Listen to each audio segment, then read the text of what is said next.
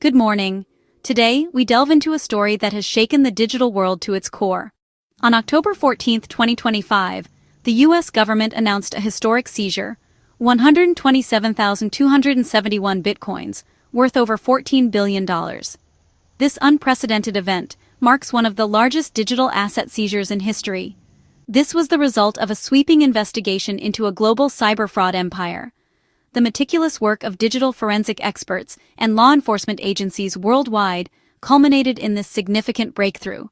Prosecutors in New York unsealed charges of wire fraud and money laundering. These charges reveal the intricate web of deceit spun by the perpetrators. At the center of this massive operation is Chen Zhi, chairman of Cambodia's Prince Holding Group. He is now accused of masterminding one of the largest digital scams in history, a scheme that has left a trail of financial devastation. The operation preyed on thousands, turning dreams of wealth into financial ruin. Victims from all walks of life found themselves ensnared in this elaborate scam, losing their hard-earned money. The scale is staggering. At its peak, the scam generated up to $30 million a day. The sheer volume of transactions and the amount of money involved is mind-boggling. This case marks a turning point in the fight against digital crime. It highlights the growing sophistication of cybercriminals and the need for robust international cooperation to combat such threats. The $14 billion seizure isn't just a number, it's a symbol of shattered trust and stolen futures. It represents the hopes and dreams of countless individuals that were cruelly dashed.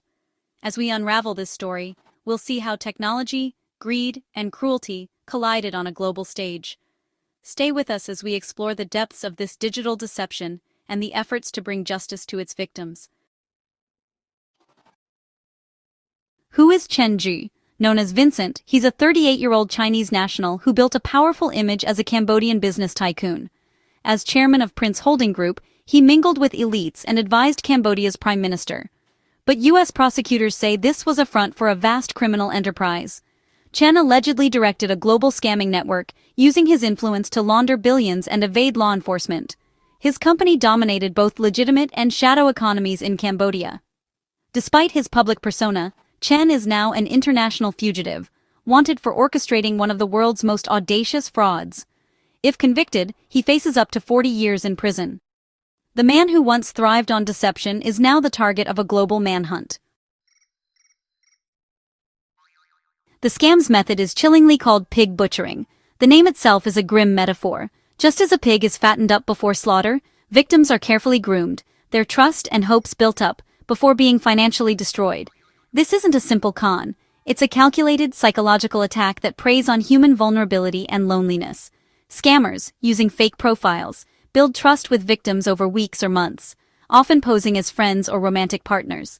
They craft elaborate backstories, share daily messages, and even send photos or voice notes to make the relationship feel real. Victims are drawn in, believing they found a genuine connection in a world that can often feel isolating. Once trust is gained, they pitch a fake cryptocurrency investment, guiding victims to invest small amounts that appear to grow rapidly. The scammers use sophisticated fake apps and websites, showing impressive returns and convincing charts. The illusion of easy wealth is powerful, and victims are encouraged to invest more, believing they're on the verge of financial freedom. Encouraged by fake profits, victims pour in life savings, only to lose everything when the scammers vanish.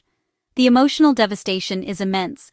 People are left not only broke, but betrayed by someone they thought they could trust. For many, the shame and confusion linger long after the money is gone. Chen Zhi's operation industrialized this cruelty, running scams on a massive scale. What began as isolated cons became a global business, with entire office buildings dedicated to orchestrating these deceptions. Prince Holding Group built compounds in Cambodia, like the Jinbei Casino Hotel, where thousands were forced to work these scams around the clock. These compounds were heavily guarded, with workers living in cramped dormitories, cut off from the outside world and under constant surveillance. These weren't offices, they were modern-day forced labor camps. Inside, workers faced threats, violence, and impossible quotas. Many were lured by promises of legitimate jobs, only to find themselves trapped in a nightmare. Workers, often trafficked and trapped, were coerced into deceiving people worldwide. Escape was nearly impossible, and those who resisted faced brutal punishment.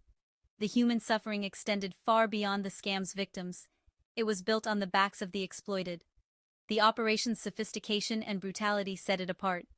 With advanced technology, coordinated teams, and a ruthless disregard for human life, this was organized crime on a digital frontier. The scam's reach was global, but its human cost was deeply personal. Victims came from every continent, every walk of life, united by the pain of betrayal and loss. Behind every stolen dollar was a story of manipulation and loss. Families were torn apart, retirements ruined, and dreams shattered, all for the profit of a faceless criminal enterprise.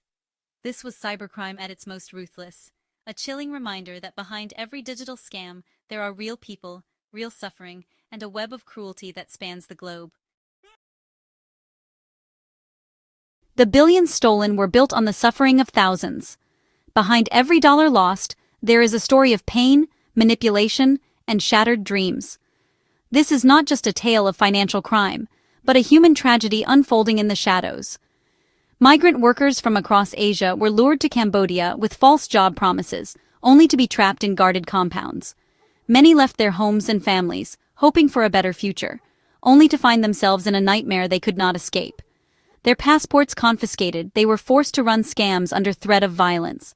Stripped of their freedom, they became tools in a vast criminal enterprise, their identities and hopes erased by fear and coercion.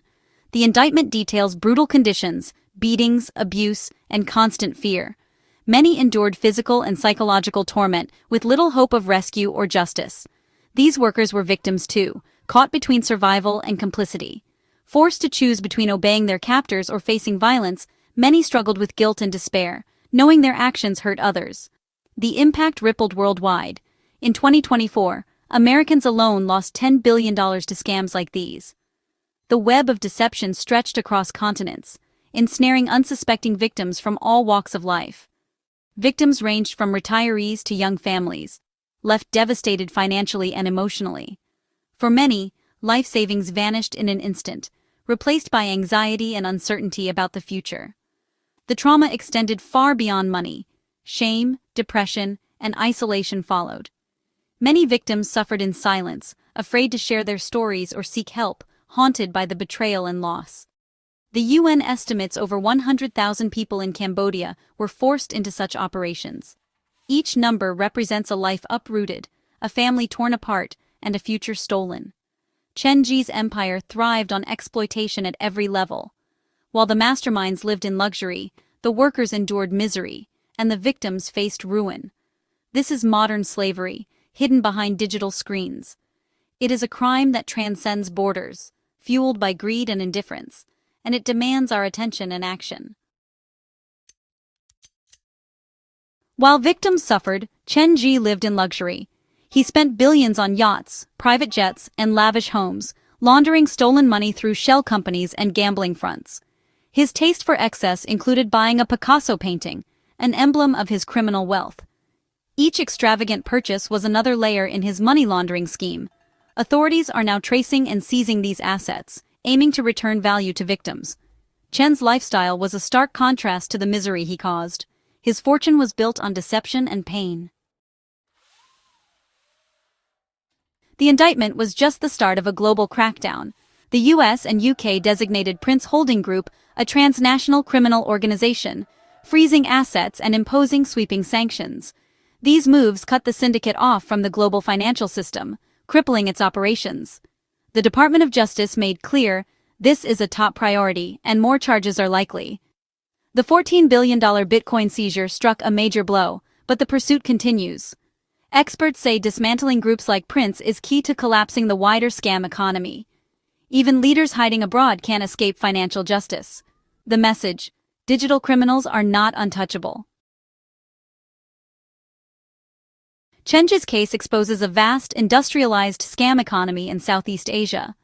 Criminal syndicates in Cambodia, Myanmar, and Laos run massive compounds, housing thousands of trafficked workers.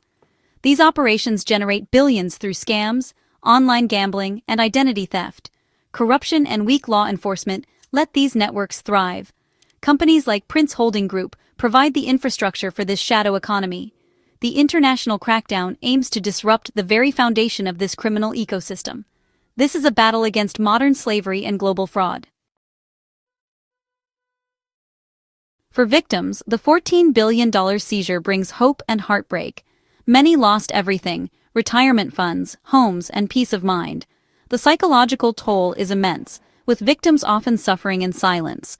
Now, there's a chance for restitution. Seized assets could be returned to those defrauded. The process will be complex and lengthy, but it's a crucial step toward justice. Even partial repayment could change lives, helping victims rebuild.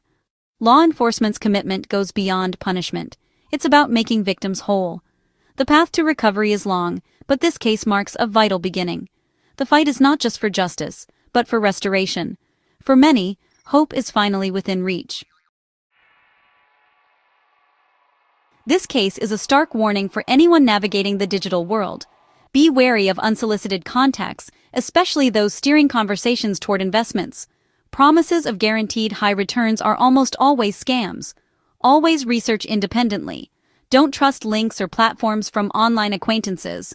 Professional-looking websites can be faked. Verify everything. If it sounds too good to be true, it probably is. Law enforcement is adapting, but prevention starts with awareness. Never send money or invest based on advice from someone you've never met in person. Protect your personal and financial information. Education and vigilance are your best defense. Let this story be a lesson. Stay skeptical. Stay safe.